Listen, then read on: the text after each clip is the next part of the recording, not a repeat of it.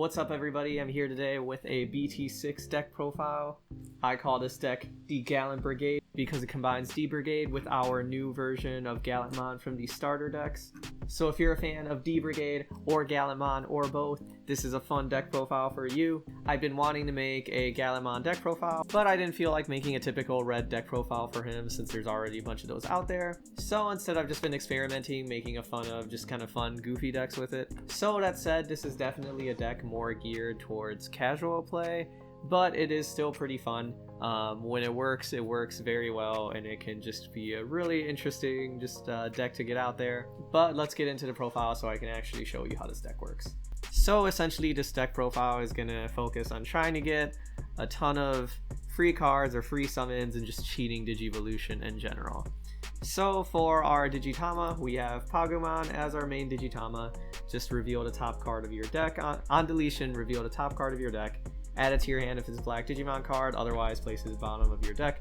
This is just a very good black Digitama in general for the new ones. It's nice because a lot of times black, one of the main struggles of it was kind of not really having a whole lot of good card draw options, which is definitely something that BT6 helped out with a lot to mitigate that. So we just have him as kind of like an extra chance to get some extra cards in the deck. There are some small conflicts with it, since we have some cards that aren't black Digimon in this deck, so there's a chance that sometimes the card you're waiting for might end up getting put to the bottom. But either way, it's just one of the better Digitamas we can use. And then as our fifth, we just have Tsumemon. While you have another Digimon in play with the same name as this Digimon gets plus 2000 DP. We are running a lot of Commandramon, so this one kind of just works out. Kind of just a fifth Digi-Egg that really could have been whatever. Moving on to our rookies, we have the core of d-brigade, a bunch of Commandramon. So of course we have 4 copies of just a 2-drop Commandramon, just nice cheap Digimon to throw out there, good if we're trying to just keep our opponent to as little memory as possible. Then of course we have the core Commandramon that you always want to run, the BT4 version of Commandramon.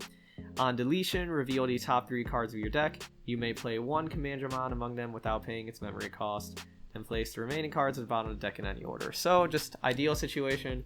You're just hoping whenever Commandramon dies, he's able to get another Commandramon out there onto the field to replace him. Then moving on, we have more Commandramon. We have the BT5 blocker version. So at 4 costs, he's definitely one you're hoping to never have to pay to play. But he's just nice since he is a blocker, so he can help protect you from a couple hits if you're having a close game. Plus he can actually attack without having any memory penalty, so if you need him to swing to finish a game, no problem, he's just good to go.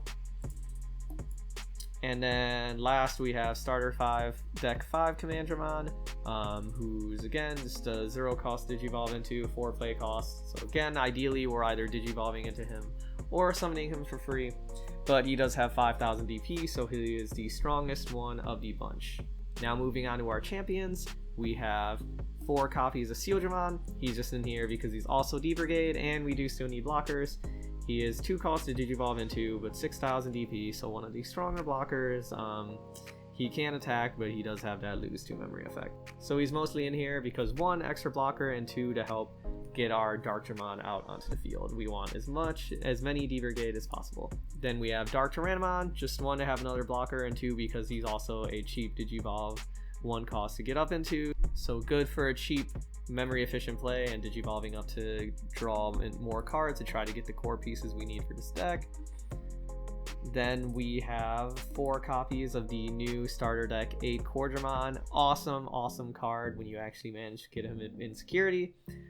So his security effect is at the end of battle, play this card without paying its memory cost, and his on play effect is trigger draw 2. Super nice if he comes out, you get a body on board and drawing 2. And even though play cost is 6, kind of hurts for just these stats, the fact that you can potentially get a level 4 on board and draw 2 cards makes it not the worst if you just have nothing better to play and you need more cards and you have some extra memory to spare. But ideally you're not gonna really throw them down unless you're already in a really good position. So for our 1 level 5 in this deck, we are running 4 copies of Rebellimon. When digivolving, you may trash 1 card in your hand to have this Digimon gain blocker and retaliation. until the end of your opponent's next turn, and during all turns he's also treated as a black Digimon. So really cool for a few different reasons. This card just works out really well in this deck. One, he lets you trash card in your hand. That can be kind of good if you are trying to fill your grave with like 1 or 2 more d-brigade cards. If you just have a Sealsdramon or a Commandramon you want to throw in, that way you can play a Darkdramon from your hand and have more d-brigade to refund.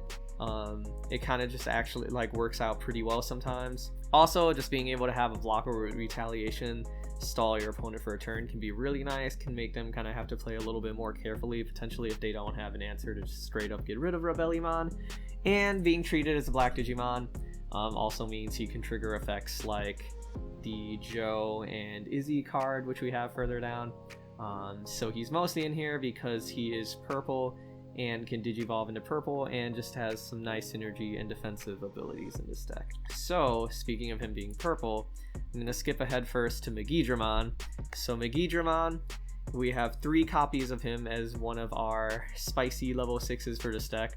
So when digivolving, both players trash the top 5 cards of their decks, and on deletion, if you have a tamer in play, you may play 1 level 6 Digimon card with Gallantmon in its name from your hand or trash without paying its memory cost.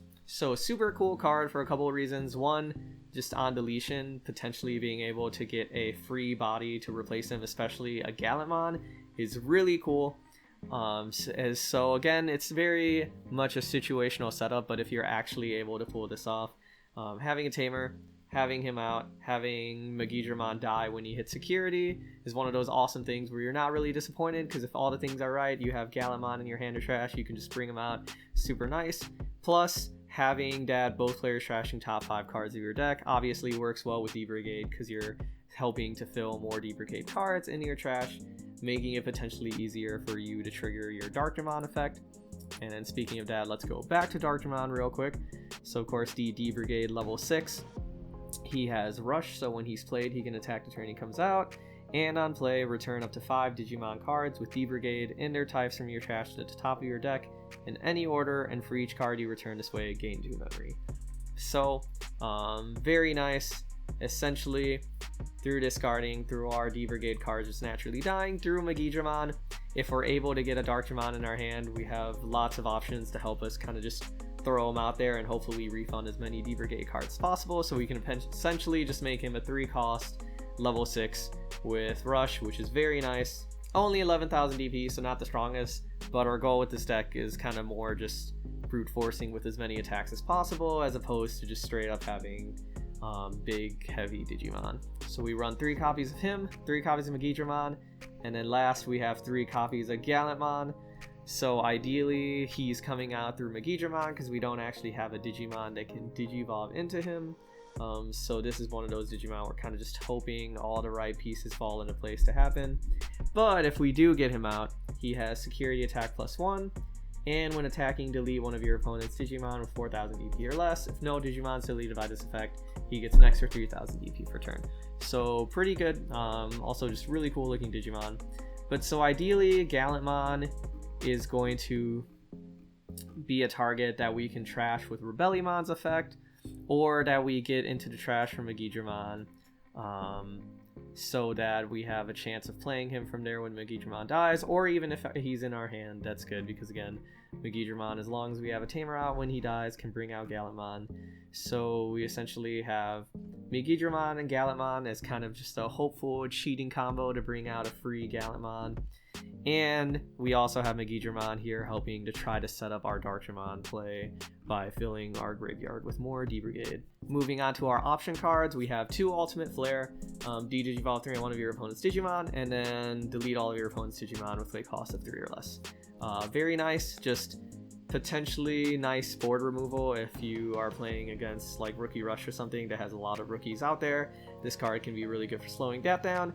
And then Iron Fisted Onslaught, I think my favorite black option card now after BT6 has come out.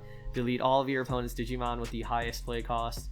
So really nice, essentially just guarantees we can get rid of most likely the biggest and most frustrating Digimon on our opponent's side of the field. These 2 cards together kind of help us get around any big threats we would have in this deck, since we don't really have anything too significant Our strongest Digimon is Gallantmon, potentially with his second effect, and we have Rebellimon with the Retaliation Blocker combo to also help with getting rid of any obnoxious Digimon. Then to finish off with our tamers, we have 2 copies of the BT4 Izzy. Just starting your turn, have 3. If you have 2 memory or less, set yours to 3, and on play, reveal the top 3 cards of your deck. If all are black, gain 1 memory, and then place cards on the top of your deck if any order. Great card, obviously, if all 3 of our Digimon are black. Being able to play him for 3 is really nice. But even if not, just being able to kind of rig the cards we are drawing for the next couple turns is very nice and helps if we're looking for like a very specific piece or card, which is especially useful in this deck when we have things like Rebellimon and Megidramon where we don't really have many purple, so we want to make sure if we have one we get the other one so we can start setting up our plays. And last of all, we have Izzy and Joe. Start of your turn, if your opponent has 2 or more Digimon in play, gain 2 memory. Very nice card, very easy to proc in most situations. And during your opponent's turn, if one of your black Digimon is deleted, you may suspend this tamer to trigger draw 1. So again, some extra card draw for this deck to help us kind of hopefully more successfully get to the right cards we need, and also works well with Rebellimon since he is treated as black during all turns, which means he will also proc this effect if he's able to block something and kill it. So that is the deck, everybody. Definitely a stranger deck out there, but I've been having fun with it and kind of just combining 2 different Digimon lines that wouldn't necessarily work together. The greatest at first thought was just fun challenge to kind of build around, and it's fun if you just want to play something different, again geared more towards casual play. But if you like Gallantmon and if you like D-Brigade, definitely try this deck out. It's pretty fun and can just really confuse your opponents. Thanks for watching the video, and I will see you all in the next one.